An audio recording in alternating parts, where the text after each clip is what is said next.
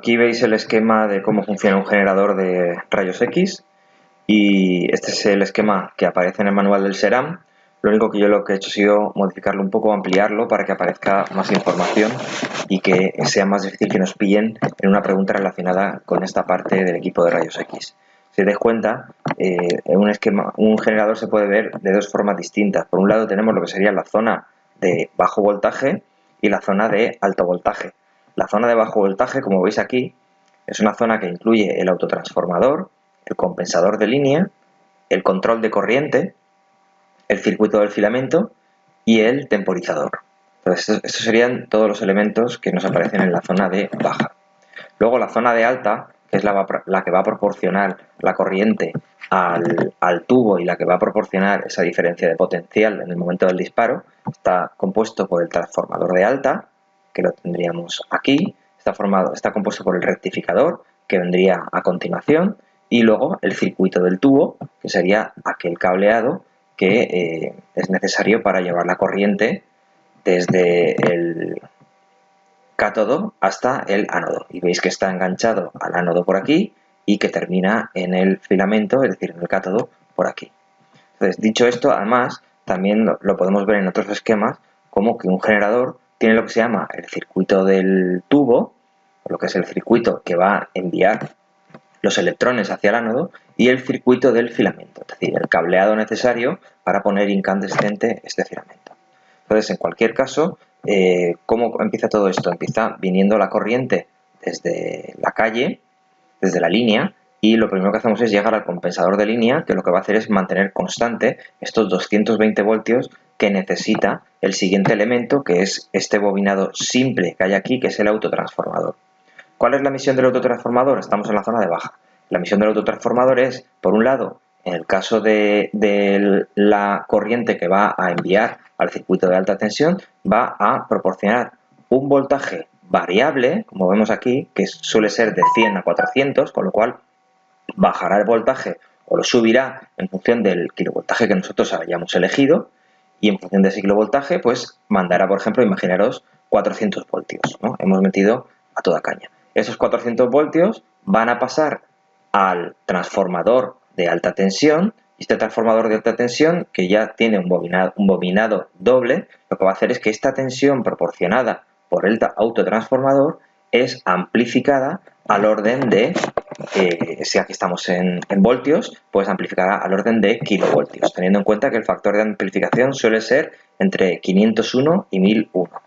Entonces, una vez que tenemos ya la corriente amplificada, tened en cuenta que la corriente que viene de aquí de la calle es corriente alterna, que la tenemos aquí dibujada, y esta corriente quemaría el filamento, porque haría positivo hacia el ánodo, pero cuando estamos en la fase negativa volvería hacia el filamento y nos lo quemaría.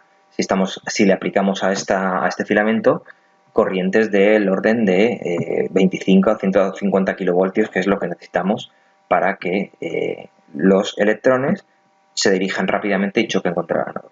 Para eso aplicamos aquí lo que se llama el rectificador de corriente, y el rectificador de corriente nos cambia esta corriente alterna a una corriente continua, que ya tenemos aquí. Ahora, esta corriente continua, ya en el momento que nosotros efectuamos el disparo, una vez que el cátodo esté incandescente, hará que la corriente circule por el tubo y impulse a los electrones hasta el ánodo.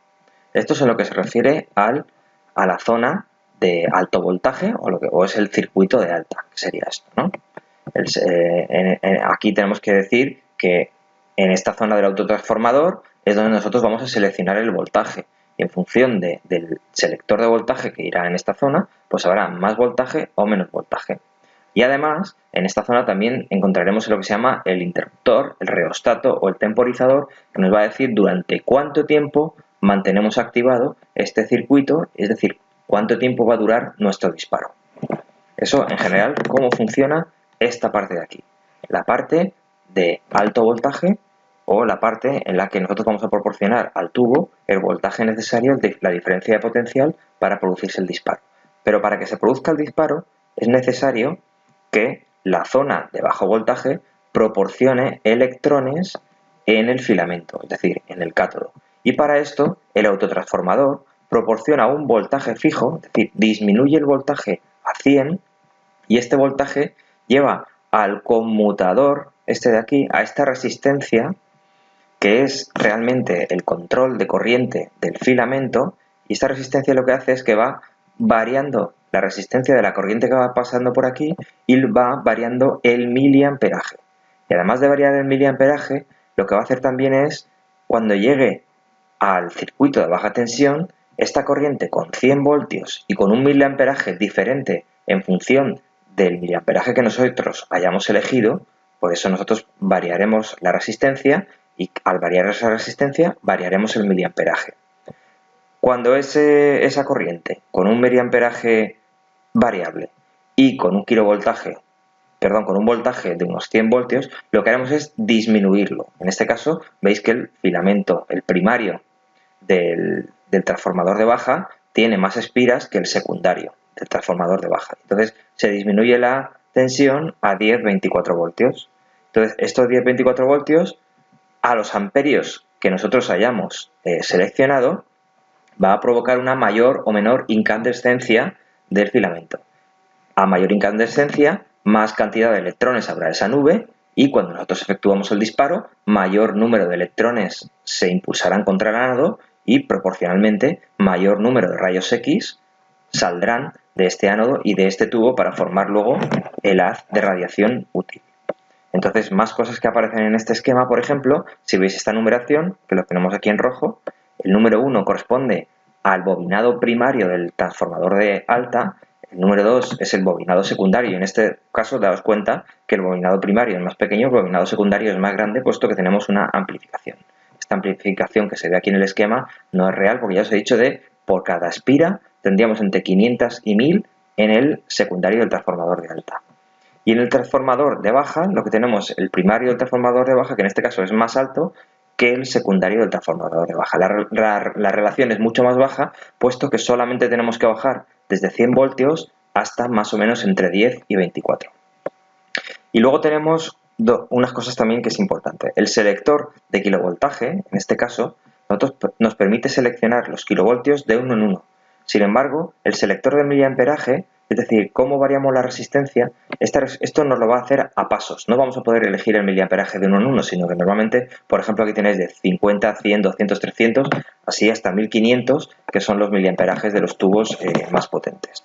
Y una última cosa que también nos aparece en este esquema, que esto es nuevo, son los contadores, es decir, el contador de los kilovoltios y el contador del miliamperaje. Tenemos que tener en cuenta que la mayoría de equipos de hoy en día son equipos con exposimetría automática, y esta exposimetría lo que hace es que necesitamos registrar primero cuál es la tensión que va a llegar al tubo, es decir, cuál va a ser la diferencia de potencial, y por otro lado cuál es la dosis que va a recibir el paciente, es decir, los miliamperios que vamos a aplicar a ese paciente y durante cuánto tiempo.